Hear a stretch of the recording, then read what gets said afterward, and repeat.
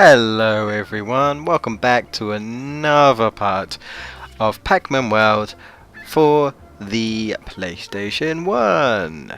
So in this episode I'm actually doing some post-commentary because when I was recording this I basically recorded with my rubbish mic and I tried to mess around with it, try and make it sound better, but it honestly just sounded like rubbish. So all this is this footage is pre-recorded, but we're going into Crisis Cavern into the Pyramid World. Now, visually, I really like the look of this one. I don't know what the hell I'm doing. Just Pac-Man can't quite start the engine. He's got a bit of a twitch or an itch that he is trying to scratch. Yeah. Now in this world, I feel like the difficulty increases. I don't know whether to say it increases a lot, but put it this way: this level more in the next level, but this level, a lot of traps, a lot of things that can hurt you. At least in my opinion. I mean, I know we had cannons and stuff in the pirate level, but I feel like this has a little bit more in your face. So it might just be like, oh, you're coming along, and then you're like, second world in, and oh, traps and all this and this in my face. Yeah, just like that. Granted, what you have to realise is that there's only, I believe, 4 worlds, and that's it. You know, Pac-Man World isn't really too long of a game. It's quite short. You know. Don't know whether I'll ever get to Pac-Man World 2. I don't have it, but I have completed it once. I borrowed it once years ago when Blockbusters was still about. And, you know, I would probably say Pac-Man 1's better, but I enjoyed 2 for what it was. You know, it wasn't terrible. Now 3, I played 3 and I remember not enjoying it as much, and I can't remember why. I think that was on the PS2 as well, but I had the PSP version or something like that. And I just remember, I think I remember not really enjoying it as much. I don't know why. I just didn't, you know. But hopefully you guys enjoyed in the series. Not saying leave a like and all that jazz. But I feel like Pac-Man World is a little bit like, well, okay, maybe not. I was going to say a little bit like Croc, where some people know about it. Some people think that Croc is okay, but you know, it just didn't go anywhere. It wasn't as successful. But to be honest, no, because we've still got like Pac-Man games coming in and stuff, you know, like the Ghostly Adventures and stuff. So that's not quite no, but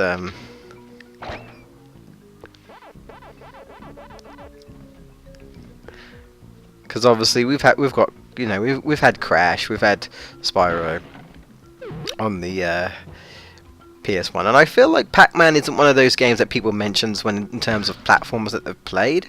Then again, it's not like I know loads of gamers or anything, so but as you can see, there's lots of like, you know, like trap switches that you kind of, I feel like because of the way they've been placed. Okay, quick edit there. I actually forgot that basically those you know, those pack trails. If you fall after you've gone up there, they don't respawn, so you have to redo the level. And I was saying before, I believe they remind me of Lightspeed Dash, but I think at least in Sonic, they do respawn. At least I remember in, you know, a game to bring up. You're probably thinking, really, but Shadow the Hedgehog. I remember that, like, if you use the Lightspeed Dash, there'd be like invisible trail, so if you failed you could still technically take the low speed dash to get across. But I think the only reason why it was like that because there were places where they were kind of mandatory where you had to use the light speed dash to continue. So if you happen to backtrack for whatever reason, they're like, well, if you can't get back, what are you gonna, you know, there's no rings, so they basically have like a holographic where the rings would be, and it's like, yeah, you can still do it. So, you know, but yeah, I screwed up, so I had to I totally forgot that I had to restart the level and you know, do that again. So yeah, be careful if you go up to an area and you screw up and you need to go back up there. You're gonna have to restart the level. So yeah. Oh yeah, these ghosts, they've got like a like spears, I guess, because like cavemen kind of pyramid-y world. It's like a pyramid-y world slash jungle, I guess. I don't know what those weird like block enemies are. They look like they've got like drawn on cavemen outfits. But I say pyramid because there's like pyramid-y coffins and stuff. Yeah. And I think the whole look of it looks very pyramid-y, you know. But you've also got like this inner cave volcano going on here, so you got a bit of a mixture, you know, a bit of a mixture theme, you know.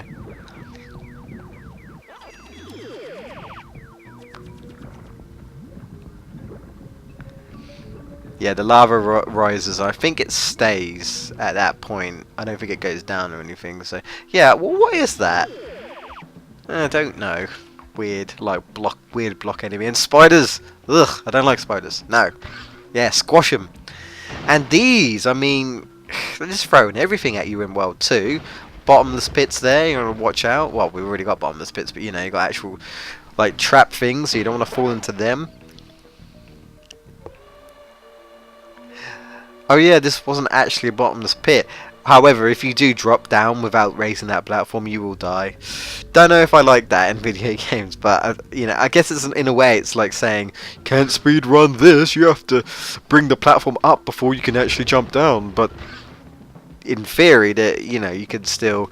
It's the I haven't played many games with this issue, but well, I was alright. Oh, I fell down there. I was alright. I guess I got lucky. I don't know, but I refer it to the Sonic Adventure syndrome, where there's a platform that you can clearly land on down below, but if you're too high, it still think that you're dead, even though Sonic has landed on the platform. He's screaming no because he's fallen, but he's still standing on the platform with no issues, and you can still control him until it transitions to you back to the last checkpoint, which always made me laugh. I'm like, oh, right. Sorry, you can't speedrun that way, even though you didn't technically die. Yeah.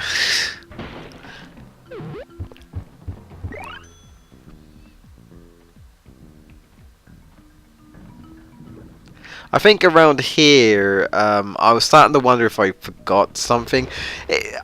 I tend to think this game does that to you, though. You know, when you're trying to get all the pack letters, you don't really have to get all the pack letters. If anything, just going around trying to find the keys, and then finding where your family and friends are, and then saving them.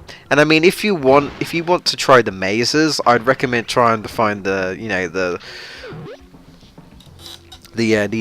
Space Invader, the radius icon thing, at least for that. But I feel like, you know, this is an adventure game anyway, adventure platformer, so you're going to be exploring. You don't know, unless you've played this game before and you've memorized locations to where said key is, so you just ignore bonuses.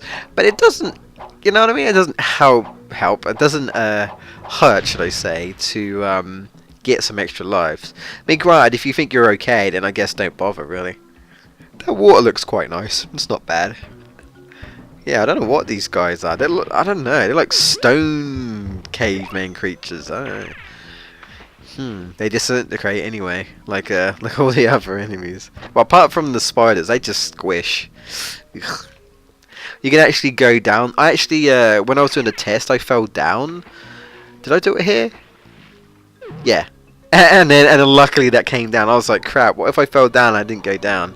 But it actually does, so thank God. They compensate for that. I mean, it's so easy just to walk off, especially if you know you can do it, you know. However, I don't know if that happens if you jump down without pressing the switch. But I think it's already at the bottom anyway, so I'd assume if you just didn't want to waste any time, just drop down and then you can just go back up, you know. There's even water in this, so there's quite a lot going on in this one level, really. Let alone the world. We've only traversed through. Although this world, I think, only has 2 levels and a boss. So you know, we had 3 levels.